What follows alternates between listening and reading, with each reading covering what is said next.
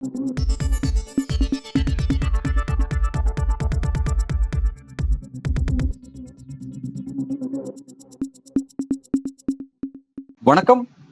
இன்றைய நமது நேர்காணலில் நம்முடன் அரசியல் பேசுவதற்காக திராவிட இயக்க சிந்தனையாளர் திரு வல்லம் பஷீர் அவர்கள் இணைந்திருக்கிறார். சார் வணக்கம். வணக்கம்.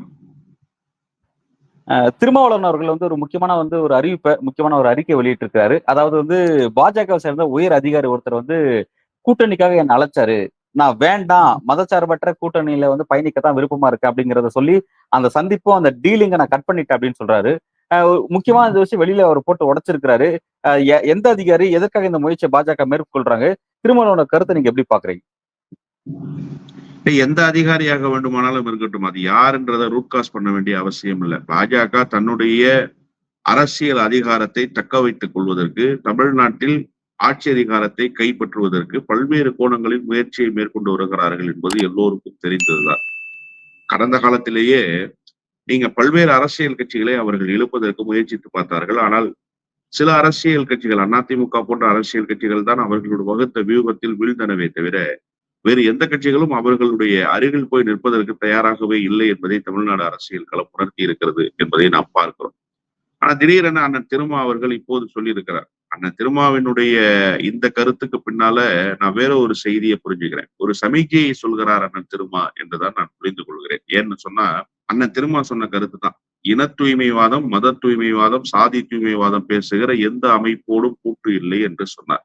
சாதி தூய்மைவாதம் பேசுகிற கட்சி எது? நல்லாகவே நமக்கு தெரியும். பாட்டாளி மக்கள் கட்சி போன்ற கட்சிகள் இன்றைக்கு சாதி தூய்மைவாதம் பேசிக் கொண்டிருக்கின்றன. மத தூய்மைவாதம் பேசுகிற கட்சி எது? பாரதிய ஜனதா கட்சி போன்ற கட்சிகள் இன்றைக்கு மத தூய்மைவாதம் பேசிக் கொண்டிருக்கின்றன. அப்போ இந்த இரண்டு கட்சிகளோடும் என்றைக்கும் கூட்டு இல்லை என்பதை பட்டவர்த்தனமாக பல ஆண்டுகளுக்கு முன்பே அறிவித்து விட்டார். இன்னும் ஒருபடி நான் மேலே சொல்கிறேன், பாமக பாஜக இருக்கிற இடத்தில் விசிக ஒருபோதும் இருக்காது என்பதுதான் அவருடைய அந்த அறிவிப்பினுடைய நோக்கம். அதை நேரடியாகவே கட்சியினுடைய பெயர்களை சொல்லி அறிவித்திருக்கிறார். நான் சித்தாந்தம் எல்லாம் சொன்னேன் அல்லவா, அப்படியெல்லாம் அவர் பேசல, நேரடியாகவே வெளிப்படையாக அறிவித்தார். இப்ப என்ன திடீர்னு என்ன கூப்பிட்டாங்க அப்படிங்கிற செய்தியை பேசணும்னு சொன்னா, பாட்டாளி மக்கள் கட்சி திமுக கூட்டணிக்கு வந்துவிடும் என்று ஒரு செய்தி பெட்டி செய்தியாக 3 நாட்களுக்கு முன்பு ஒரு ஊடகத்துல வந்திருக்கு, நாளேட்டுல வந்திருக்கு. அது மட்டுமல்ல, இந்த வன்னியர் சித்திரை பெருவிழா என்கிற நிகழ்வை பாட்டாளி மக்கள் கட்சி முன்னெடுக்கிறார்கள். அதுல அப்பாவுக்கும் பிள்ளைக்கும் இருக்கிற பிரச்சனையே என்ன அப்படின்னு சொன்னா, ராமதாஸ் வெற்றி கூட்டணியில் இடம்பெற வேண்டும் என்று நினைக்கக்கூடியவர். கடந்த காலத்தில் அப்படித்தான் அவர் இடம்பெற்றிருக்கிறார். ஒவ்வொரு முறை தேர்தலுக்கு தேர்தல் இடம் மாறினாலுமே கூட எந்த அணி வெற்றி பெறுமோ அந்த அணியோடு இருப்பது அவருடைய பாலிசி. ஆனா நீங்க 2014 தேர்தல்ல இருந்து பாத்தீங்கன்னா, அன்புமணி ராமதாஸ் தோல்வி கூட்டணியிலேயே இடம்பெறுகிறார். தேர்தலில் வெற்றி என்கிற அறிகுறியே இல்லாமல் போகிற அளவுக்கான ஒரு தேர்தல் யுக்திகளை கையில் எடுக்கிறார்.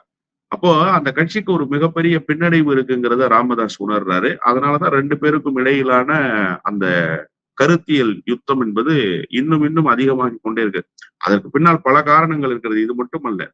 இப்ப இந்த நேரத்துல திமுக கூட்டணிக்கு வந்துவிட வேண்டும் என்று ராமதாஸ் நினைக்கிறார் என்பதைத்தான் ஊடகங்கள் அவ்வப்போது செய்திகளாக வெளியிடுகின்றன. திமுக வட்டாரத்திலும் அந்த பேச்சு இருக்கு. அப்ப ஒருவேளை பாட்டாளி மக்கள் கட்சியை சேர்த்துக்கிறதுக்கு திமுக தயாரானா நாம என்ன செய்யறது அப்படிங்கிற அந்த அச்சமும் கவலைப்பாடும் அண்ணன் திருமாவுக்கு வந்திருக்கிறது என்றுதான் நான் புரிந்து கொள்கிறேன். அந்த நிலையிலிருந்துதான் இந்த கருத்தை அவர் வெளிப்படுத்திக்கிறார். அவர் ஒரு காஷன் கொடுக்கிறாருன்னு நான் புரிஞ்சுக்கிறேன். என்ன பிஜேபியில கூப்பிட்டாங்க அப்படின்னு சொல்வதன் மூலமாக எனக்கு இப்பவும் எல்லா இடத்திலும் சிவப்பு கம்பள வரவேற்பு இருக்கிறது, நான் ஒரு கொள்கை நிலைப்பாட்டை கையில் ஏந்தி நிற்கிறேன்னு ஒரு டிமாண்ட உருவாக்குறாரு. இதன் மூலமாக ஒரு செய்தியை திமுக தலைமைக்கு சொல்றாரு. நீங்க பாட்டாளி மக்கள் கட்சிக்கு வரவேற்பு கொடுப்பீர்களே ஆனால், பாட்டாளி மக்கள் கட்சியை உள்ளே கொண்டு வருவதற்கு சிவப்பு கம்பளங்கள் விரிக்கப்படுமே ஆனால், நான் என்னுடைய முடிவில் உறுதியாக இருக்கிறேன் என்பதை அவர் திமுக தலைமைக்கு சொல்வதற்காகத்தான் இத்தகைய கருத்தை பேசி இருக்கிறார். இல்லைன்னா ஏன் இன்னைக்கு பேசணும்? என்ன அழைச்சாங்கன்னு சொல்றாரு, இவ்வளவு நாளா பேசல. அதுதான் என்னோட கேள்வி. இப்படி ஒரு அறிவிப்பை வெளியிட்டு தான் திமுக தலைமைக்கு தான் என்ன நிலைப்பாட்டுல இருக்கு அப்படிங்கறத உணர்த்தணும்ன்ற ஒரு தேவை திருமாவுக்கு உருவாயிருக்கு அப்படின்றதான் ஆகும். ஏன்னா திருமாவுக்கும் ஸ்டாலினுக்கும் நல்ல ஒரு ரிலேஷன்ஷிப், அது கொள்கை ரீதியாகவும் இருக்கு அப்படிங்கிறத புரிஞ்சுக்க முடியுது. அப்படி இருக்கும் பொழுது இப்படி ஒரு விஷயத்த செஞ்சுதான் அந்த விஷயத்த உணர்த்தணுமா அப்படின்ற ஒரு கேள்வி இருக்கு. இல்ல சார், அதுல நான் இன்னும் கொஞ்சம் மாறுபடுறேன் அந்த விவகாரத்துல. ஏன்னா அந்த திருமாவை அறிஞ்சதுனால நான் அந்த விஷயத்த சொல்றேன். அவரை பொறுத்தவரை மற்ற தலைவர்களைப் போல இருக்க வேண்டும் என்று எப்போதும் நினைக்க மாட்டார். திமுகவுக்கு தான் தெரியுமே, ஏன் நம்ம அதை போய் செஞ்சுக்கிட்டு அப்படிங்கிற எண்ணப்பாடு அவரிடத்துல இருக்காது. திமுகவுக்கு தெரியுங்கிறது நமக்கு தெரியும். ஆனா நம்ம யாருங்கிறது திமுகவுக்கு தெரியணும். நம்முடைய பலம் என்னங்கிறதையும் நாம சொல்லணும் அப்படிங்கிற அந்த ஒரு உணர்வு அவருக்கு எப்போதுமே இருந்து கொண்டே இருக்கும். இந்த ஆதவ அர்ஜுனா விவகாரத்திலேயே அதுதான் சார் செஞ்சாரு அவரு. அது அவருக்கு ஒரு பின்னடைவாக போய் முடிந்தது என்று சொன்னாலுமே கூட, நீங்க நல்லா யோசிச்சு பாருங்களேன். 2 சீட்ன்ற டிமாண்ட் அவர் கிரியேட் பண்ணது எப்படி கிரியேட் பண்ணாரு? 2 தொகுதி அப்படிங்கிறத நாடாளுமன்ற தேர்தல்ல எப்படி டிமாண்டாக கிரியேட் பண்ணி, அதை எப்படி சக்சஸ் பண்ணி முடிச்சாரு அப்படிங்கிறதெல்லாம் நம்ம கடந்த காலத்துல பார்த்திருக்கோம். ஏன் திமுகவுக்கு தெரியாதா? இது வைகோவோட மனநிலை. திமுக பார்த்துக்கும். திமுகவை நம்ம எதுவும் சொல்லிடக்கூடாது அப்படின்னு நினைக்கிறது வைகோவோட மனநிலை. ஏன் அப்படின்னு கேட்டா, அந்த இயக்கம் பலவீனப்பட்டிருக்கிறது. ஆனா விசிக பலவீனப்படல. அதனால விசிகாவினுடைய தலைமை பொறுப்பில் இருக்கிற அண்ணன் திருமாவுக்கு அத்தகைய நெருக்கடி இல்ல. அதனால யாராக இருந்தாலும் நான் என்னுடைய நிலைப்பாட்டில் உறுதியாக இருப்பேன். அதை நான் உங்களுக்கு சொல்கிறேன் என்பதன் மூலமாக வெளிப்பட்டிருக்கிறார் என்றுதான் நான் பொருள் கொள்கிறேன். இதுல ஒரு நெருடல் வந்துருச்சு. கூட்டணியில சலசலப்பு. திமுகவுக்கு சொல்லித்தான் புரிய வைக்கணுமா? அவ்வளவு டீப்பாலாம் போக வேண்டியதில்லை. இது மேலோட்டமாக சொல்லப்பட்டிருக்கிற ஒரு செய்தி. நீங்க சிவப்பு கம்பளம் விரிப்பதாக ஒரு செய்தி வருது. இத போய் கேட்டோம்னு வச்சுக்கோங்களேன் நேரடியா, அப்படியெல்லாம் ஒரு கருத்து இல்லைன்னு திமுகல சொல்லிடக்கூடாது. திமுகல சொல்வதற்கான வாய்ப்புகள் இருக்கு. இந்த செய்தி உண்மையாகவும் இருக்கலாம், பொய்யாகவும் இருக்கலாம். அதே நேரத்துல இவருடைய தரப்பு நியாயத்தை, இவருடைய தரப்பு என்னவாக இருக்கிறது, ஸ்டாண்ட் என்ன அப்படிங்கிறத எப்படி சொல்றது? அப்ப இதை ஒரு வாய்ப்பாக பயன்படுத்தி கொண்டு சொன்ன இது ஒரு அரசியல் சார். இந்த களம் அரசியல் களம் தானே. அரசியல் களத்துல நீங்க அவ்வப்போது செய்ய வேண்டிய அரசியல்களை செய்தாகத்தானே வேண்டும். அதனாலதானே கட்சிகள் நடத்துறோம். Correct sir. இங்க ஒரு கேள்வி இருக்கு. இப்ப வந்து விசிகாக்கு வந்து இந்த சனாதன சக்தியை தோற்கடிக்கணும், மதவாத சக்தியில தமிழ்நாட்டுல வந்து அதுக்கான அனுமதி கொடுக்க கூடாதுன்ற நிலைப்பாடுல விசிகா இருக்கு. அதே நிலைப்பாடுல திமுகவும் இருக்கு. இப்ப 26 களம் அப்படிங்கிறது திமுக கூட்டணி வெர்சஸ் மதவாத கூட்டணி அப்படின்ற மாதிரி மாறிடுச்சு. என்டிஏ அதிமுக தலைமையில இருந்தாலும் பாஜக பெரிய ரோல் பண்ண போறாங்கிறது புரியுது. அப்ப அது ஒரு மதவாத சக்தி அப்படின்னு மாறிடுச்சு.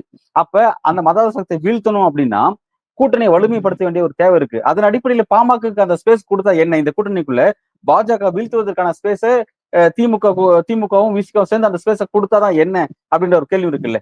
அதாவது காயம்பட்டவர்களுக்குத்தான் அதனுடைய வழி என்ன என்பது தெரியும். சேரிகளுக்குள் புகுந்து சாதி கலவரங்களை நடத்தியவர்களோடு கரம் கோர்த்து நிற்க முடியுமா என்பது அண்ணன் திருமாவினுடைய பார்வை. அவருடைய பார்வையில் நான் 100 விழுக்காடு உடன்படுகிறேன். நீங்க பாரதிய ஜனதா கட்சியோடு தொடர்புடைய சிவசேனை வந்து கூட்டணியில சேர்ந்தாங்க. எந்த கூட்டணியில? இந்தியா கூட்டணியில வந்து சேர்ந்தாங்க. ஆனா சிவசேனையை ஏற்றுக்கொள்கிற பக்குவம் காங்கிரஸ் கட்சியில் பலருக்கு இல்லாமல் இருந்ததுங்கிறத நீங்க மறுக்கவே முடியாது. அதற்கு காரணம் என்னன்னா, கடந்த காலத்தில் சிவசேனை ஏற்படுத்திய பாதிப்புகளால் பாதிக்கப்பட்ட காங்கிரஸ்காரர்கள், குறிப்பாக ஒடுக்கப்பட்ட மக்கள், மத சிறுபான்மையினர் ஒட்ட முடியாமல் தான் வேறு வழி இல்லாமல் ஒட்டி கொண்டிருந்தார்கள். இப்போ நீங்க மரக்காணம் கலவரம் மறந்துட முடியுமா? அதே போன்று இளவரசன் படுகொலை மறந்து விட முடியுமா? எத்தனை உயிர்களை பலி கொடுத்திருக்கிறது இந்த ஒடுக்கப்பட்ட மக்களின் தரப்பிலிருந்து. எத்தனை உடைமைகளை இழந்திருக்கிறார்கள் ஒடுக்கப்பட்ட மக்கள். எத்தனை சேரிகள் தீ வைத்து கொளுத்தப்பட்டிருக்கின்றன. எவ்வளவு வன்முறை வெறியாட்டங்கள் வன்னியர்கள் அடர்த்தியாக இருக்கிற பகுதியில், தாழ்த்தப்பட்ட மக்கள் இருக்கக்கூடிய பகுதியில் ஏவப்பட்டிருக்கின்றன. இந்த வழியெல்லாம் உணர்ந்திருக்கிறாரு. எத்தனை இரவுகள் உறங்காமல் இருந்திருப்பார். எத்தனை பிரச்சனைகளுக்காக ஓடோடி வந்திருக்கிற கண்ணீரை துடைத்துக் கொண்டு ஓடி இருப்பார். அதெல்லாம் அவருடைய வழி இல்லை சார். அவருடைய வேதனை இல்ல. இந்த அரசியல் கட்சியினுடைய அங்கீகாரம் என்பதே அந்த ஒடுக்கப்பட்ட மக்களுக்கு தானே. அந்த தாழ்த்தப்பட்ட மக்களிடத்துல அரசியலை கொண்டு போய் சேர்க்கணும்ன்றது தானே இந்த கட்சி. தலித் பேந்தர்ஸ் அமைப்பு சார். அதுக்கு விடுதலை சிறுத்தைகள் அதன் பின்னால் உருவான கட்சி. மலைச்சாமி ஐஏஎஸ் இருக்கும்போது அது தலித் பேந்தர்ஸ் தான். அப்படி ஒடுக்கப்பட்ட மக்களை அரசியல் வயப்படுத்த வேண்டும் என்கிற களத்துக்காக அரசியலுக்கு வந்தவர். அந்த நிலையிலிருந்து அவருடைய வலியையும் வேதனையும் அவர் பக்கம் இருந்து நான் உணர்கிறேன். எனவே பாட்டாளி மக்கள் கட்சி வந்தால் கடந்த காலத்தில் ஏற்பட்டிருக்கிற காயங்களை, கசப்புகளை எல்லாம் மறந்துவிட்டு அவர்களோடு கரம் கோர்த்துத்தான் இந்த சனாதானத்தை வீழ்த்த வேண்டும் என்று சொன்னால் இந்த சனாதானம் இருக்கட்டும்ங்கிற நான். இந்த சனாதானம் இருக்கட்டும். இதை எப்படி எதிர்கொள்றது?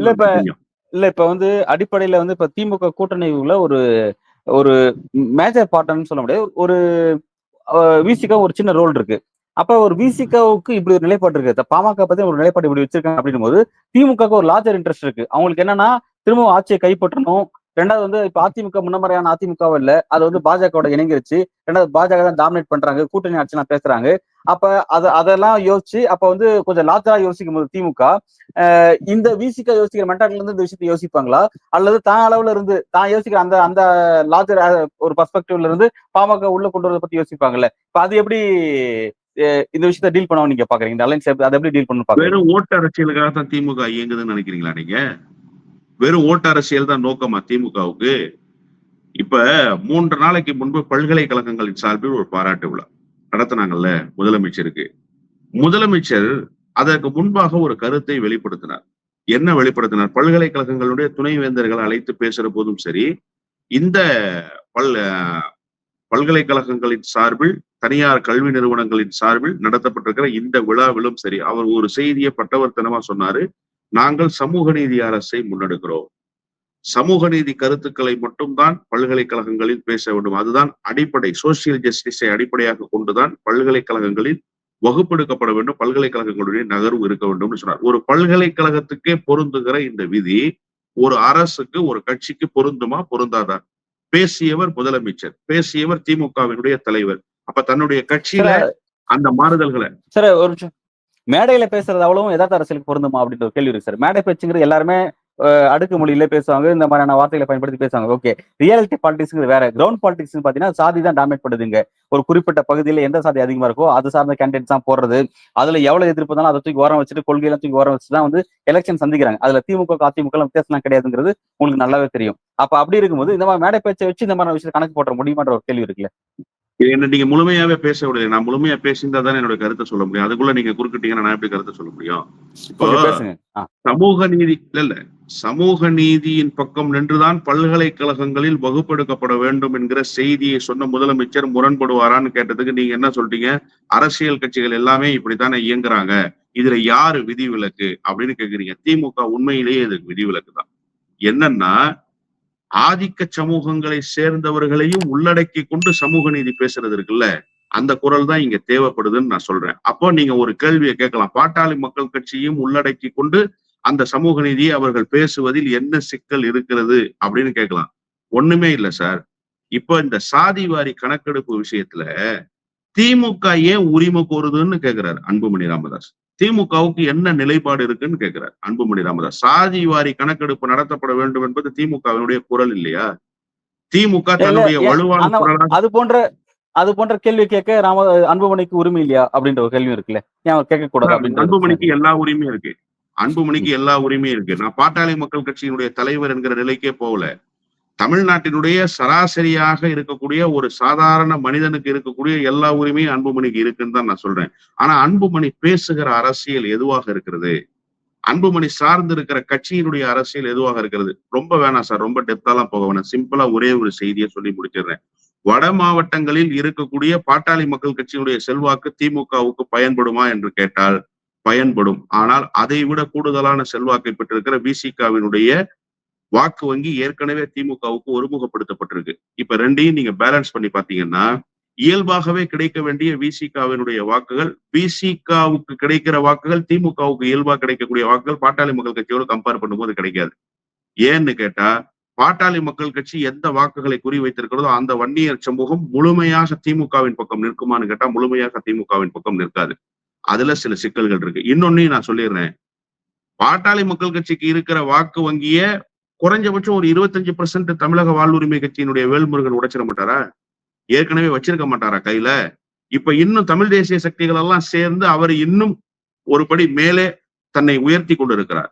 அந்த கட்சியை இன்னும் பலப்படுத்தி இருக்கிறார். அப்போ அந்த வாக்குகளை முழுமையாக பெற்றாலே திமுக வெற்றி பெறுவதற்கான எல்லா சூழல்களும் அமைந்து போகும். சார், இன்னொன்னு நீங்க தொலைதூர பார்வையோட நீங்க பார்க்கணும். அரசியல் என்பது அதுதான். நாளைய வெற்றி என்பது அல்ல. இல்ல சார், நான் என்னோட கேள்வி எல்லாம் இங்க இருந்து ஆரம்பிக்குது. என்னன்னா, இப்ப பாஜக போன்ற மதவாத சக்திகளுக்கு தமிழ்நாட்டுல இடம் கொடுக்க கூடாது, அதை வீழ்த்தணும் அப்படின்ற ஒரு போர். அந்த போர்ல நானும் உடன்படுறேன், உங்களோட போர் நானும் உடன்படுறேன் பாமக சொல்லுதுன்னு வச்சுக்கோங்க. வெளிப்படையா சொல்லுது. வெளிப்படையா ராமதாஸ் சொல்றாரு, நானும் அந்த மதவாத சக்திகளை தமிழ்நாட்டுல அலோவ் பண்ண விரும்பலங்க, நானும் இதோட உங்களோட சேர்ந்து போர்ல பயணிக்கிறேன் அப்படின்ற ஒரு விஷயம் சொல்றாரு. அப்படி வரும்போது அதை வந்து ஸ்டாலின் பாக்குற பார்வை வேற, திரும்ப பாக்குற பார்வை வேற. திரும்ப பாக்குற பார்வையில ஸ்டாலின் பார்த்து வரா அப்படின்றதான் ஒரு கேள்வி. அதுக்காக தான் இந்த டிஸ்கஷன் ஆரம்பிச்சேன். சார் ரொம்ப சிம்பிள். அண்ணன் திருமா ரொம்ப தெளிவா சொல்லிட்டாரு. அவருடைய நிலைப்பாட்டுல மாற்றம் இல்லை. நான் அவருக்கு ஏற்பட்டிருக்கிற காயங்களை எல்லாத்தையும் விவரிச்சு சொல்லிட்டேன். இப்ப திமுக தலைவர் அப்படி பாப்பாரான்னா, தொடர்ச்சியாக தன்னுடைய பயணத்தில் உடன் வந்திருக்கிற திருமாவா, பல கட்டங்களில் தன்னை எதிர்த்து விட்டு கடைசி நேரத்தில் வேறு வழி இல்லாமல் தன்னோடு வந்து சேருகிற ராமதாசா என்று பார்க்கிற போது, அண்ணன் திருமாவுக்கான முக்கியத்துவத்தை தான் முதலமைச்சர் கொடுப்பார், திமுகவுடைய தலைவர் கொடுப்பார். ராமதாசுக்கு அத்தகைய முக்கியத்துவத்தை தரமாட்டார் என்று நான் உறுதியாக நம்புகிறேன். ஏன்னா நம்பகத்தன்மை வாய்ந்திருக்கிற தலைவர் என்கிற பெயரை அவர் பெற்றிருக்கிறார். நல்லா ஒண்ணு புரிஞ்சுக்கோங்க. நம்பகத்தன்மை வாய்ந்திருக்கிற தலைவர் என்கிற பெயரை அவர் பெற்றிருக்கிறார். ஒண்ணு வேணாம் சார், 100 விழுக்காடு வெற்றி உறுதி செய்யப்பட்டது. எப்போ வெற்றி? 2024 நாடாளுமன்ற தேர்தலுடைய வெற்றி உறுதி செய்யப்பட்டது. சரிங்களா? அண்ணாமலை போய் கோயம்புத்தூர்ல போட்டியிடணும்னு முடிவு பண்ணிட்டாரு. போட்டி கடுமையா இருக்கும்ங்கிறது ஊடகங்களின் மூலமாக செய்தியாக்கப்படுது. பாஜக பல்வேறு கிரவுண்ட் ஒர்க்க பார்த்துருச்சு. ஏற்கனவே கோயம்புத்தூர்ல பாஜகவுக்கு ஒரு ஓட் பேங்க் இருக்கு. கமலஹாசனையே தோற்கடிச்சு வானதி சீனிவாசன் போன்றவர்கள் வெற்றி பெற்றிருக்கிறாருங்கிறத பார்த்திருக்கோம். சிபி ராதாகிருஷ்ணன் கடந்த காலத்துல கோயம்புத்தூர் தொகுதியில போட்டியிட்டு வெற்றி பெற்றிருக்கிறாருங்கிறத பார்த்திருக்கோம். கோயம்புத்தூர் எப்படியான இந்துத்துவ சக்திகளினுடைய ஆக்டோபஸ் கரங்களில் சிக்கி இருக்குங்கிறத காட்சிகளை நாம பார்த்திருக்கிறோம். இப்ப கோயம்புத்தூர்ல கம்யூனிஸ்டுக்கு கொடுத்துட்டு பேசாம இருந்திருக்கலாம்ல முதலமைச்சர். அண்ணாமலை ஏத்து போட்டிட்டு வாங்க. ஏற்கனவே கோயம்புத்தூர்ல கம்யூனிஸ்ட் தானே சார் போட்டியிட்டு வெற்றி பெற்றிருக்கிறாங்க. அப்படியே கொடுத்துட்டு வந்துட வேண்டியதானே. என்ன தெரியுமா செஞ்சார் முதலமைச்சர்? நாங்க திமுக இன்னும் பலமா மோதுவோம், நாங்க மோதிக்கிறோம், நீங்க வாங்கன்னு கூப்பிட்டு வேற தொகுதி எந்த தொகுதி தெரியுமா கொடுத்தாரு? 2019 தேர்தலில் தமிழ்நாட்டிலேயே திமுக அதிகமான வாக்குகளை பெற்று வெற்றி பெற்ற திண்டுக்கல் தொகுதியை தூக்கி கொடுத்தாரு சார் கம்யூனிஸ்டுக்கு. ஏன் கொடுத்தாரு? நீங்க இலகுவா வெற்றி இல்ல ஏன் கொடுத்தாருன்னா காரணம் அது இல்லைங்க. கூட்டணி அங்க பலவீனம் அடைஞ்சிருக்கல. அதிமுக தனித்து நிக்கிறாங்க, பாஜக தனித்து நிக்கிறாங்க. 2 பேரும் ஒன்னா நின்றுதான் வேணா கம்யூனிஸ்ட் கொடுத்துருக்கலாம். அது தனித்து நிக்கிறதுனால வந்து திமுக மோதி பார்க்கலான்ற ஒரு பாசிட்டிவ் சயின்ஸ் கிடைச்சிருக்கு. அதனால முயற்சி பண்ணி பார்த்தாங்க. அவ்வளவுதானே சார். நீங்க ரொம்ப அழகா வார்த்தைகள்ல ரொம்ப அழகா வார்த்தைகள்ல விளையாடுறீங்க. இதுல வந்து 40 தொகுதியும் வெற்றி பெற்றணுங்கிற இலக்கு தான் சார் அவருக்கு இருந்தது. நாங்க எதிரியை இப்படி விட்டு சார், நான் என்ன கேட்கிறேன், ஏன் கம்யூனிஸ்ட வச்சே வீழ்த்தி இருக்கலாமே? அத இலகுவா வீழ்த்தி இருக்கலாமே? ஏன் அப்படி செய்ய வேண்டிய அவசியம் இல்ல? திமுக நீண்ட காலமா பலவீனமா இருக்கு. அதை பல பெறுவதற்கான ஒரு வாய்ப்பு கிடைச்சிருக்கு. அதை பயன்படுத்திக்கின்ற ஒரு நீண்ட காலமா நான் இதுல உடன்படல. நான் உங்க கருத்தை மறுக்கிறேன். நான் திமுக நீண்ட காலமாக பலம் இழந்திருக்குங்கிறதெல்லாம் இல்ல. ஏன் உள்ளாட்சி தேர்தல்ல திமுக வீழ்த்த முடியல? ஏன் சார் திமுகவை வீழ்த்த முடியல? என்ன சார் பெரிய கொங்கு பெல்ட்ல திமுக பலகீனம் அடைஞ்சிருச்சு? அந்த கோயம்புத்தூர் சுற்றி இருக்க பகுதிகளில் சட்டப்பேரவை தேர்தல்ல ஒரு தோல்வியை திமுக தழுவி இருக்கு. அதன் பிறகு வந்த உள்ளாட்சி தேர்தலில் திமுக வெற்றியை பெற்றிருக்கு. இதற்கு முன்பும் பொள்ளாச்சியில் நாடாளுமன்ற தொகுதியை கைப்பற்றி இருக்குது. இதற்கு முன்பும் கொங்கு பகுதியில் பல்வேறு இடங்களில் ஈரோட்டில் நாடாளுமன்ற தொகுதியை திமுக தலைமையிலான கூட்டணி கைப்பற்றிருக்கு. அதெல்லாம் ஒன்னும் பெரிய தொய்வெல்லாம் ஒண்ணும் இல்லை சார். தேர்தலில் வெற்றி தோல்வி மாறி மாறி வரும் சார். சென்னை திமுகவினுடைய கோட்டை சார். சென்னையிலேயே திமுக படுதோல்வி அடைந்த காலமெல்லாம் உண்டு சார். அதன் பிறகு திமுக எழுந்து வந்திருக்கு சார். அண்ணா திமுக இந்த 2 இயக்கங்களும் வெற்றி தோல்வியால் முடிந்து போயிடுச்சு அப்படின்னு சொன்னீங்கன்னா அதை நான் நம்ப மாட்டேன். அதை ஏற்கவும் மாட்டேன். வெற்றி தோல்வியால் முடிந்து போகிற கட்டமைப்பை கொண்டிருக்கிற இயக்கங்கள் அல்ல இந்த இயக்கங்கள். அதையெல்லாம் தாண்டி அந்த கட்சிக்கென்று கணக்குகள் இருக்கின்றன. அந்த கட்சியை வீழ்த்துவதற்கு வேறு வேறு வியூகங்கள் தான் வகுக்கப்படணுமே தவிர தேர்தல் வியூகங்கள் பயன் தராது. ஒன்று. இன்னொன்று, 100 விழுக்காடு இந்த விவகாரத்தில் அண்ணாமலையோடு நேரடியாக யுத்தம் செய்து வீழ்த்திட வேண்டும். அது மட்டுமல்லாது பாரதிய ஜனதா கட்சி தன்னுடைய முழு அதிகாரத்தையும் பயன்படுத்தும் என்று உணர்ந்ததால் தான் கம்யூனிஸ்ட் கட்சியை கொண்டு போனாரு. இப்ப இந்த கன்சர்ன் ஏன் முதலமைச்சருக்கு இருக்குன்னா, 40 தொகுதியிலும் வெற்றி பெறணும்ன்றதை தாண்டி தன்னோடு இருக்கக்கூடிய சக கட்சியினுடைய வேட்பாளர்களையும் வெற்றி பெற வைத்து தங்களோடு சேர்த்து நாடாளுமன்றத்துக்கு அழைச்சிட்டு போகணுன்ற அந்த மெஜஸ்டிக் லீடர்ஷிப் இருக்குல்ல, அது அவர்கிட்ட இருக்கிறதுனால தொடர்ந்து தன்னுடைய பயணத்தில் தொடர்ச்சியாக வந்திருக்கிற நீங்க மக்கள் நல கூட்டணியினுடைய முக்கியமான ஒரு கருவி யாருன்னு கேட்டா, நான் கருவின்னு கூட தவறான வார்த்தையை பயன்படுத்தினதா அண்ணன் திருமா நினைச்சிடக்கூடாது. அதனால அந்த திட்டத்தை தீட்டியவர் அண்ணன் திருமா தான். வைகோவுக்கு அந்த எண்ணம் இல்லை, இடதுசாரிகளுக்கு அந்த எண்ணம் இல்லை. முதலில் அந்த எண்ணம் என்பது அண்ணன் திருமாவினுடைய சிந்தனையில் வந்ததுதான். அப்படி அந்த கூட்டணியை வடிவமைத்தவர் அவர்தான். விஜயகாந்த் வரணும்னு வைகோவுக்கு நெருக்கடி கொடுத்தவர் அவர் தான். நீங்க நினைச்சாதான் விஜயகாந்த் கூட்டணிக்கு கொண்டு வர முடியும்னு பேசியவர் அவர் தான். இவ்வளவும் செஞ்சுட்டு அவர் என்ன தெரியுமா செஞ்சார்? திமுக மீது அவருக்கு இருக்கிற பாசத்தை நான் சொல்றேன், நான் தவறா ஒண்ணு சொல்லல. அந்த அனைத்து கட்சி கூட்டம் கூட்டுகிற போது மக்கள் நல கூட்டணியினுடைய தலைவர்கள் கூடி இந்த அனைத்து கட்சி கூட்டத்துல முடிவெடுக்க கூடாதுன்னு சொல்லிட்டாங்க. அப்போ ஒரு வாஞ்சியோடு ஒரு கடிதத்தை எழுதினார். அந்த கடிதத்தெல்லாம் அன்னைக்கு நான் கிரிட்டிசைஸ் பண்ணி எல்லாம் பேசி இருக்கிறேன், கிரிட்டிசைஸ் பண்ணி எல்லாம் எழுதி இருக்கிறேன். என்ன சொன்னாருன்னா, எனக்கு வர வேண்டும் என்ற விருப்பம் தான், ஆனால் சந்தர்ப்ப சூழல்களால் என்னால் பங்கேற்க முடியவில்லை, என்னுடைய மனமெல்லாம் அங்கேதான் இருக்கிறது என்று காதலிக்கு கடிதம் எழுதுவதை போல ஒரு கடிதம் எழுதினார் சார். அந்த அளவுக்கு அவருக்கும் திமுகவுக்குமான உறவு என்பது இணக்கமான உறவு. அவர் கடந்த காலத்திலேயே சொல்லி இருக்கிறார், நான் திமுகவினுடைய தொண்டனாகத்தான் அரசியல் பயணத்தை துவங்கி இருக்கிறேன் என்று சொல்லி இருக்கிறார். அந்த கரிசனம் அவருக்கு எப்படி திமுகவின் மீது இருக்கிறதோ திமுக தலைவருக்கும் அவர் மீது இருக்கும். எனவே இவரை இழந்துவிட்டு ராமதாஸை சேர்த்துக் கொள்வதற்கு அவர் ஒருபோதும் எத்தனிக்க மாட்டார் என்று நான் உறுதியாக நம்புகிறேன். இந்த டிபேட்டை வந்து வேற பக்கம் கொண்டு போயிட்டீங்க. மக்கள் நல கூட்டணி விஷயத்த நீங்க உள்ள கொண்டு வந்துட்டீங்க. அதை பத்தி உள்ள எடுத்தா எனக்கு அதுல நிறைய கேள்வி இருக்கு. ஆனா வந்து அதுக்கு ரொம்ப ஷார்ட்டா ஒரு விளக்கம் கொடுத்துட்டீங்க. மக்கள் நல கூட்டணியுடைய சூத்திரதாரி வைகோ கிடையாது, திருமாதான் அப்படின்னு சொல்லிட்டு இவ்வளவு விஷயத்த செஞ்சு மக்கள் நல கூட்டணின்றது ஒண்ணு அமைக்கப்பட்டதே back to back ADMK government வருவதற்கான ஒரு முக்கியமான ஒரு அரசியல் தந்திரம் தான் அப்படிங்கிறது எல்லாருக்குமே தெரியும். அதுல வந்து மாற்று கருத்து எதுவும் கிடையாதுன்னு நினைக்கிறேன். அந்த அளவுக்கு முக்கியமான விஷயம். அந்த இடத்துல திமுக வருவதற்கான வாய்ப்பு இருந்தும் அது வர முடியாம போனதுக்கான காரணம் மக்கள் நல கூட்டணிங்கிறது தெரியும். அதுக்கான சூத்திரதாரிக்கான உங்களுடைய நான் இதை மறுக்கிறேன். ஏன்னா அன்னைக்கு இருந்த சூழல்கள் என்பது வேறு. அதெல்லாம் இப்ப பேசினா பல்வேறு சங்கடங்கள் உண்டாகி போகும். அதனால சங்கடங்கள் வேண்டாம் என்று நான் தவிர்க்கிறேன். ஆனா திமுக தோற்பதற்காகத்தான் இந்த கூட்டணி என்று சொன்னால் ஏன் திமுக இந்த கூட்டணி உருவாவதற்கான வாய்ப்பை உருவாக்கியது? வைகோ திமுக கூட்டணிக்கு போறதுக்கு ரெடி ஆயிட்டார்ல சார். ஏன் சார் அவர் போகாம நின்னார்? அதுக்கான காரணத்தை நீங்க சொல்லுங்க. சரி, திருமாவளவன் இவ்வளவு பாசத்தை திமுகவின் மீது, திமுக தலைமையின் மீது வைத்திருக்கிறாரு. இப்ப இருக்கிற பாசத்தை விட ஒருபடி மேல இருந்துச்சு கலைஞர் மீதான பாசம் அவருக்கு. அப்ப கலைஞர் இருக்கிற போது ஏன் அதை திமுகவோடு இணைந்து செய்வதற்கு முற்படவில்லை அண்ணன் திருமா? அப்ப திமுக இடத்துல ஏதோ ஒரு தவறு இருக்குங்கிறத நீங்க உணர மறுக்கிறீங்களே.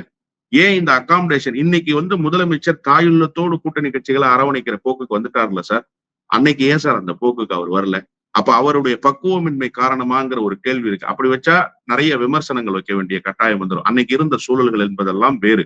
நடந்தது நடந்ததாகவே இருக்கட்டும், இனி நடப்பவை நல்லவையாகவே இருக்கட்டும் என்கிற நிலையில் இருந்துதான் தொடர வேண்டி இருக்கிறது. எனவே மக்கள் நல கூட்டணியால் திமுக தோற்றது என்று சொன்னால் அப்ப திமுகவை குறைத்து மதிப்பிடுவதாக பொருள் கொள்ளப்படும். அப்ப திமுகவுடைய தேர்தல் வியூகம் சரியாக வகுக்கப்படலையான்ற கேள்வி எழுந்துரும். அதற்குள்ளெல்லாம் நான் போக விரும்பல. ஆனால் அன்றைக்கு இருந்த சூழலுக்கு அது சரியான முடிவாகத்தான் இருந்தது.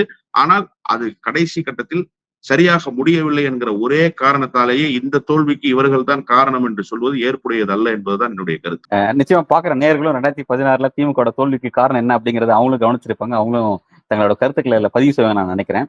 ஓகே, என்னோட ஃபைனல் கொஸ்டின் என்னன்னா, இப்ப வந்து இந்த திமுக அலையன்ஸுக்கு எதிராக பாஜக ஏடிஎம்கே அலையன்ஸ் வந்து ஒரு வலுவான அலையன்ஸ் உருவாயிட்டு இருக்கு. அந்த அலையன்ஸ் வந்து உண்மையிலே வந்து அதை பத்தி தொடர்ச்சியா திமுக கருத்து சொல்லிட்டு இருக்காங்க.